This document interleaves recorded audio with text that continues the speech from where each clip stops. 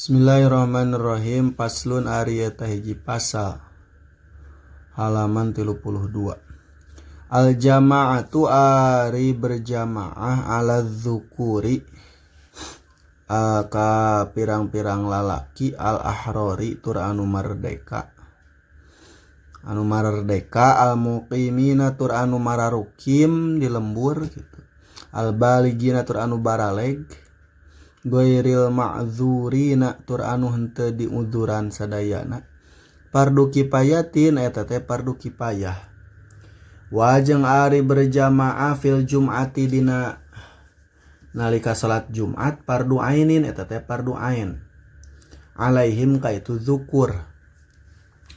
Idza kanu di mana-mana bukti itu zukur arba'ina eta teh 40. Mukallafina anu kataraklip kabeh fi abniyatin dina hiji bangunan atau dina hiji adegan gitu. Wajeng ari berjamaah dina salat Jumat eta teh fardu ain.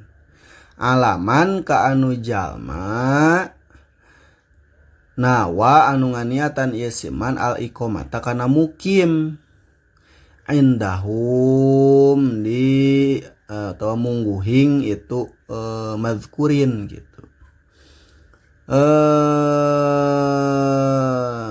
Mukimna teh arba'ata ayamin dina 3 pirang-pirang poe sihahin anu wareuteuh itu ayam. Wajeng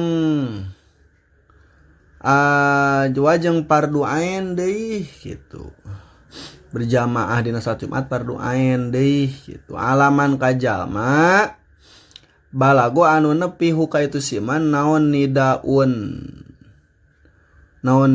saitin azan anu tarik gitu. Min toropin ti tungtung yali anu nyandingan ieu nida tawa yali anu nyanding ieu nida tawa ieu torop hi ka itu si iman balago min baladiha ti nagarana itu Jum'ah gitu. Wa syartuha jeung ari syaratna itu sama syarat sahna gitu.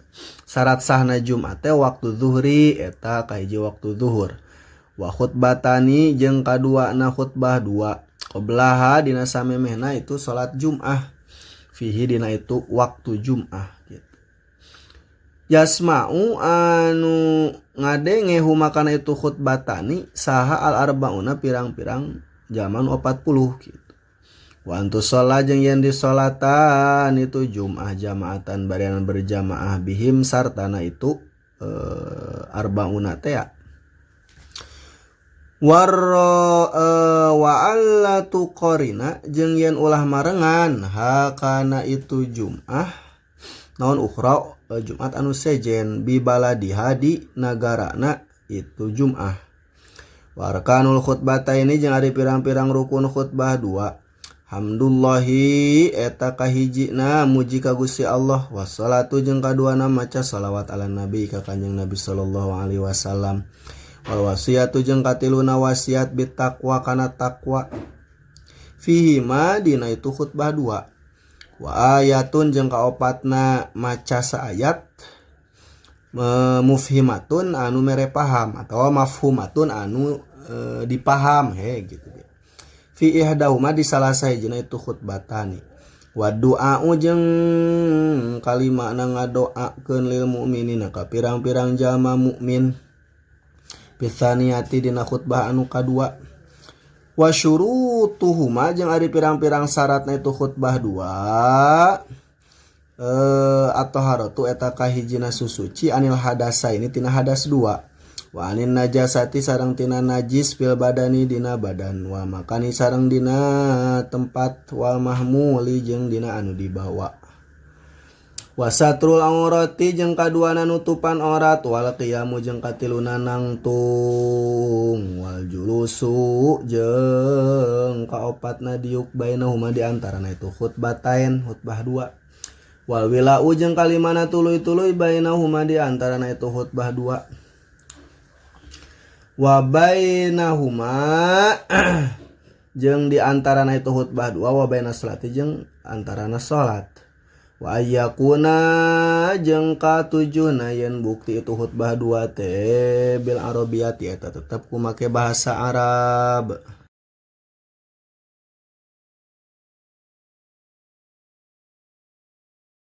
Paslun ari eta hiji pasal yajibu wajib ala kulli man kasaban-saban jalma sholla anu sholat ieu si man muqtadian barianan anu ngamakmum fi jum'atin dina jero salat jum'ah au ghairiha tawalianna itu jum'ah.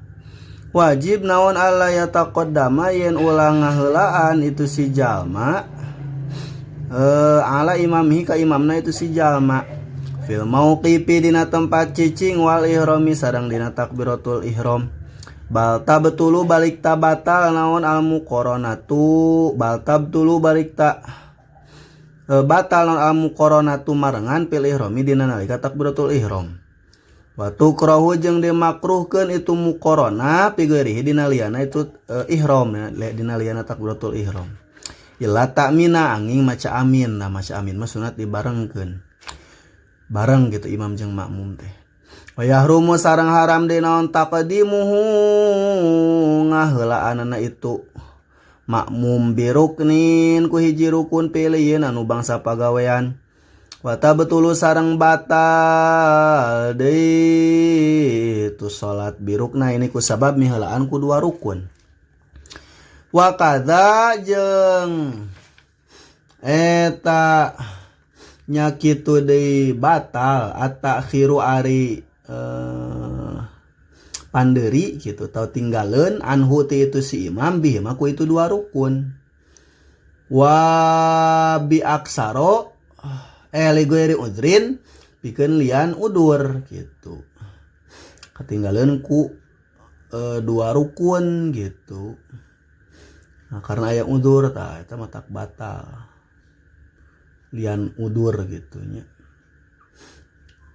Wa bi aksaro sareng ku anu leuwih loba min salasati arkanin tina tilu pirang-pirang rukun. Tawilatin anu paranjang lahu karena ayana udzur. Walaupun aya udzur ari tinggaleunana tilu rukun mah batal we gitu. Wa aya lama sareng kaduana yen nyaho itu si makmum binti qolati imamihi kana pirang-pirang punduh pindahna imamna itu si makmum. Wa aya jetami'a jeung katiluna yen pakumpul itu imam jeung makmum pi masjidin dina hiji masjid. Aw salasimi'ati dzira'in atawa dina 300 pirang-pirang siku. Kurang leuwih gitu. Wa alla yahula jeung yen ulah ngahalangan. Kaopatna yen ulah ngahalangan bainahuma di antarana imam jeung makmum naon hailun anu ngahalangan. Yamna'u anu nyegah ieu hail anu ngahalangan al istitraqo kana nyampeurkeun ka imam gitu. Atawa kana nyampeurkeun ka imam kana ngaliwat lah gitu. Nerus ka imam gitu. Istitraq teh. Wa ayyatawafaqo sareng kalimana yen kudu sarua metukan mapakan gitu. Naon nazmu salataihima runtuyan salat duana itu imam jeung makmum.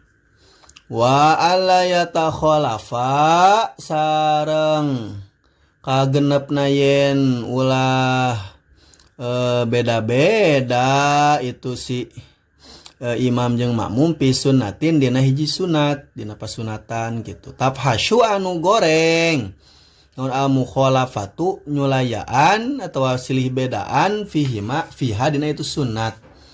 Wa ayanu ya sareng Katujuhna yen nganiatan itu si makmum gitu al-iktida kana ngamakmum ma'at taharumi sartana takbiratul ihram fil jum'ati dina salat Jumat wa qabla mutabiati jeung dina samemeh turut wa tulil intidori jeung dina memeh lila na ngadagoan pigeuri hadina liana itu Jumat. Wajibu sarang wajib de alal imami ka imam naon niatul imamati niat jadi imam pil jumati dina jero salat Jumat. Wa muadati jeung dina salat muadah. Wa tusannu jeung disunatkeun di itu niatul imamah fi ghairi hima dina liana itu salat Jumat jeung salat muadah.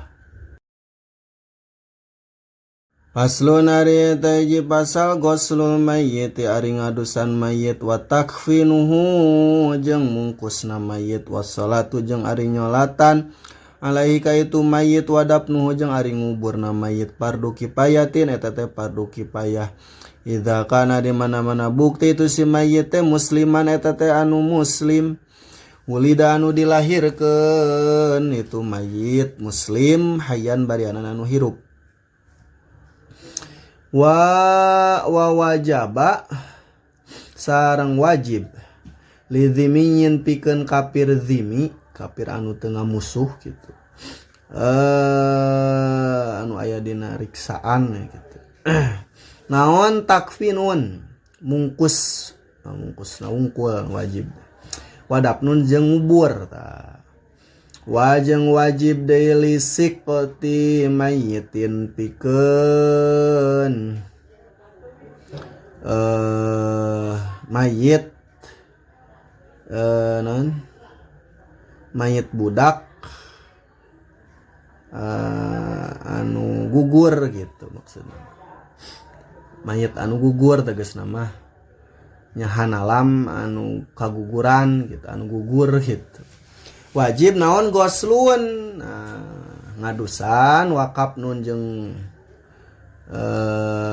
ngapanan mungkus wadap nun jeung ngubur wala yusalla jeung teu disolatan saha alaihima itu zimmi jeung sikti mayit gitu waman jeung ari saning jalma mata eta maot itu si man fi qitalil kufari dina meranganana pirang-pirang jalma kafir bisa babihi tegas nama ku sabab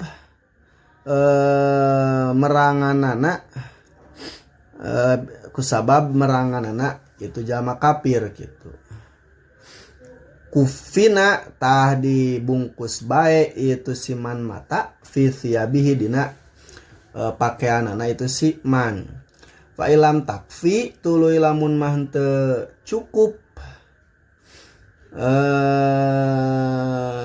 itu siap tenyukupkan itu siap hika itu si man mata teh ya zida tadi tambahan naon alaiha itu siap wadufina jeung dikubur itu si man wala yugsalu jeung henteu di adusan itu si man wala yusola jeung teu disolatan ieu si man wala yusola jeung teu disolatan saala itu si man wa qul gusli jeung ari pangsa eutik-eutik na ngadusan mayit izalatun najasati eta ngilangkeunana najis wa tamimu jami'i basyarihi jeung ngawalatraan sakabeh kulitna mayit wa syarihi jeung bulu-buluna mayit wa in kasu pasok sanajan kandel itu sya'run marotan kalawan sabalikan bil ma'iku make cai al mutahhiri anu nyucikeun wa qalu kafni jeung ari pangsaeutik-saeutik na mungkus mayit satirun eta teh hiji tutup-tutup eta teh anu nutupan satiru jami'il badani eta teh anu nutupan kana sakabeh badan wa salasatu lafaipa jeung eta teh tilu pirang-pirang lapis liman pikeun jalma taroka anu ninggalkeun isiman tirkatan kana ditinggal mayit gitu zaidatan anu ngaleuwihan ala dainihi kana hutangna itu si man walam yusi bari teu ngawasiatkeun itu si man bitarkiha kana ninggalkeunana itu salasu lapa ipa gitu. Wa qalu salati jeung ari pangsetik-setikna nyolatan alaika itu mayit ayanu ya eta yen nganiatan si jalma pila salati kana migawe salat atau kana migawe nyolatan alaika itu mayit wal fardo jeung kana fardu wa yu'ayyina meureun kitu jeung yen nangtukeun itu si jalma wa yaqula jeung yen ngucap si jalma Allahu akbar kana lapar Allahu akbar wa bari itu si jalma teh ko imun eta teh anu nangtung in qadar lamun maka wasa ye si man sumaya qra tuluyen maca itu si jalma al-fatihah kana fatihah sumaya qula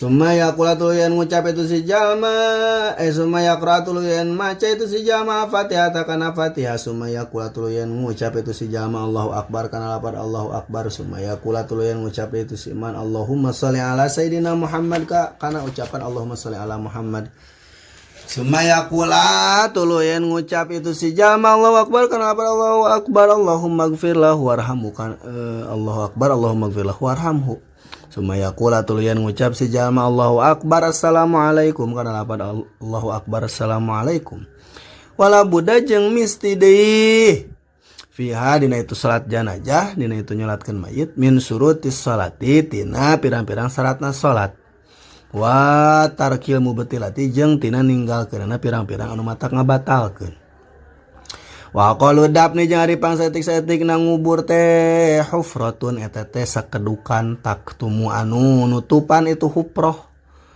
raihatahu kana ambeuna mayit wa tahrusu jeung ngajaga itu hufrah teh huka itu mayit minas sibai tina sato galak wa yusannu jeung disunatkeun deui naon ayu ammaqo yang di jeroan itu kuburan qadra qomatin kana saukuran satangtung wabastotin sareng sa tampah gitu wayuwasa'u gitu jeung dilegakeun itu kuburan wajibu sareng wajib deui naon taujihuhu madapkeunana itu mayit ila kiblati ka kiblat